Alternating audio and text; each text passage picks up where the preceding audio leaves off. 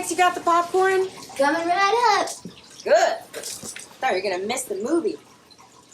Ooh, the show's on.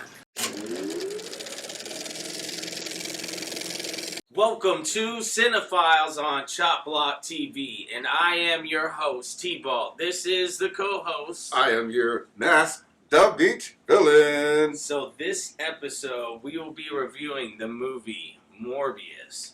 Now, before I even watched the film, I was told that it wasn't the greatest thing, so I didn't have the highest of hopes when I was going into it. However, I will say that I was excited to watch the movie whenever all the trailers came out. It looked like it was really cool. It started off pretty slow. You have Morbius, which is played by Jared Leto. At the beginning of the film, he appears to be this frail, skeleton, skinny scientist.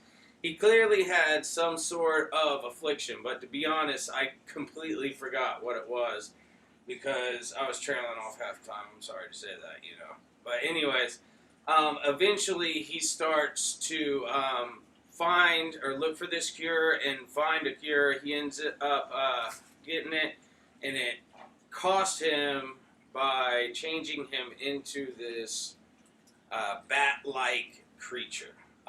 Anyways, it kind of had the lizard feel to it, you know, like Dr. Connors from Spider-Man. And the graphics kind of reminded me of Blade for some reason, like old school original Blade. I mean, Blade was cool, man.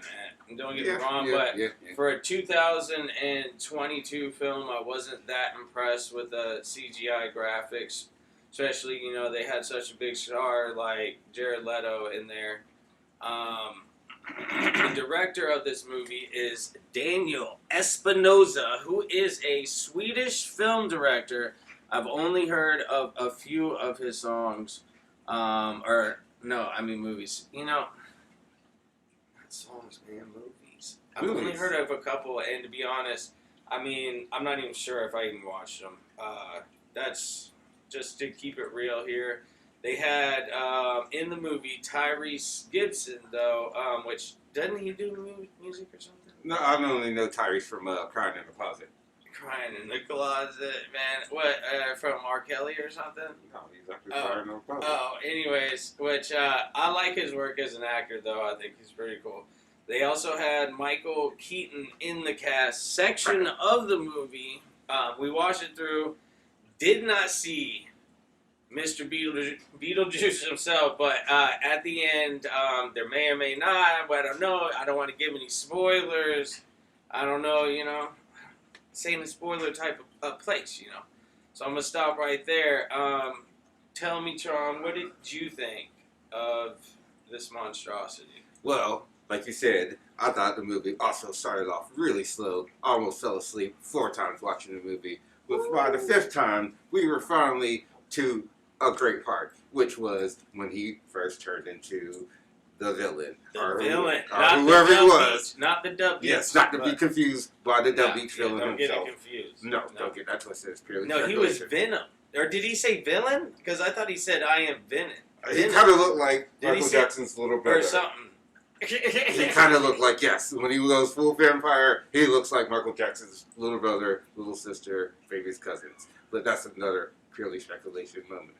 Anyways, what were we talking about? Oh, yeah, the movie. Back to it, Yeah. Oh, my God. It was a great monstrosity of a film. I mean, you had this guy over here punching this guy over here. You had that over there trying to kiss this dude. What about 30 Seconds to Mars, man? What about 30 Seconds to Mars? I mean, they're great bands, but this was not his best movie at all. But you did like him in the, what was the other movie? Or was it just the 30 Seconds to Mars and, I don't know, is that it? Oh, I know what you're talking about. That movie with and brother, and he was...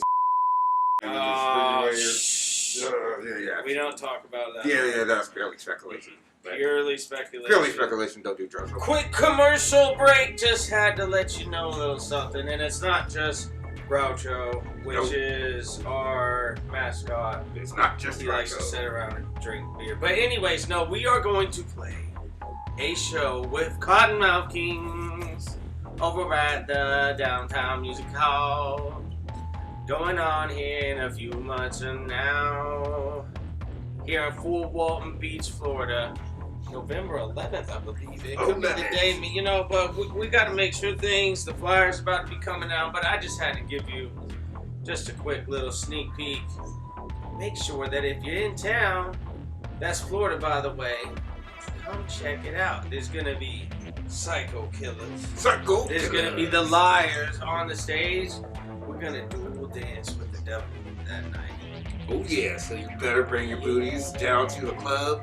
We'll see you there, and don't be a fucking square. Back to the Morbius review. Alright, yeah, so, anyways, one point, I'll let you take it, Tron. Tell us about it. Where he looked kind of like a near-death, Oh yeah, we look like Michael Jackson's little brother, baby sister's half cousin. Well, he looked like near-death Michael Jackson, where, when he went on full vampire. Anyways, what did you think about the character Morbius, though? Like, well, in the comic books? As the comic books, you know, would portray Morbius as, you know, him and somebody else, I'm not going to tell you who, does team up, and it's going to be an interesting, purely speculation to that scene coming to you, maybe, in the future. Well, how many thumbs do you give it? I give it 2 thumbs down. 2 thumbs down. Okay, so kind of a spoiler, but not really. There's a part halfway through the movie where this bad guy asks him, "Who are you?" And so he ends up changing his face, and he goes, "I am Venom." And it's just like they did in the Venom movie. And he already gave, like, what was it, like a Spider-Man reference before or something? Spider-Man reference. And, but the way they did it, I was honestly unsure if it was supposed to be, like, a joke about, like, the Venom, or if they were actually being serious about it. Or maybe they even said villain, or like they were being serious. Either way, I don't know. Like, I couldn't understand it. It wasn't very funny. Well, since this is an old movie, speculation does have it. You know, there is a new Spider-Man coming, and guess who's going to be in the new Spider-Man? Pew, pew, pew, pew, pew. Who's going to be in the Spideys? The new Spider-Man is going to feature your ugly face, Michael Jackson lookalike himself. You, the people watching, is going to be Spider-Man? You said your ugly face. No, your ugly face. Oh, me? I'm down, you know. But anyway, so back to the movie, Morbius. Yeah, after an hour in, you could tell the CGI wasn't getting any better. The best part of it was Jared Leto. But to be honest, he didn't have a lot to work with. I feel at some point they even gave a Lost Boys reference. I don't know, because people were confusing for a vampire. Or I even forget what the reference was, to be honest. You'll have to watch it, but it's somewhere in there. I don't even... Well, I would almost say don't watch it because it's like torture, man. I'm going to have to give this movie 2 thumbs down. So altogether, that means there's 4 thumbs down. So thank you for coming to the show. This is the movie review of, I don't even know it, Morbius or something. Morbius. It wasn't good enough to remember. This is Cinephiles on Chop Block TV. Make sure that you come back here soon. Next one, we're going to do Hellraiser. And I know that you want to see that because I've been waiting forever. Ella. And that's all we got. Let me breathe, just let me go. Like a lead, don't rock the boat. Life's getting too hard to float. Yeah, life's getting too hard to float. Life's always throwing obstacles. Smash that shit like I'm the Hulk. Give you everything straight from the heart. Got a 6th sense, really left me in the dark. Damn, I don't know where to start. You know that your body's a work of art. Ain't jumping ship like Joan of Arc. Life's a bitch, leave out the bark. Yeah, I'ma shine, yeah, I'ma spark. Keep the eye on me like Tony Stark. Life's getting too